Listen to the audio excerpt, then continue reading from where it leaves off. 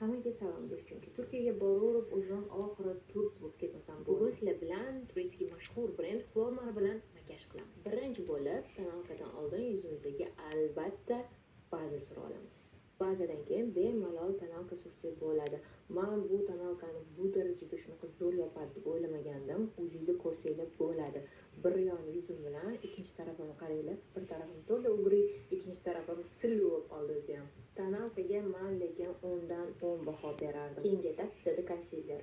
Konsilerga ham men 10 dan 10 baho beraman, chunki juda ham zo'r yopdi yuzim. Bir xil konsilerlarda bilasizlar qimmat bo'lsa ham yig'ilib qoladi. Bunda umuman yig'ilish yo'q. Oxirgi etap pudra. Orada labim bilan ko'zimni ham bo'yab oldim. Bu menda shunaqa matli makiyaj. Pudraga ham bemalol 10 dan 10 baho bera olaman, chunki o'zingizlar ko'ryapsizlar, yaltillab turganda tonalkam pudra shundoq matli qilib qo'ydi. Juda ham zo'r yopdi. Xo'sh, endi o'zingizlar makiyajimga baho beringlar.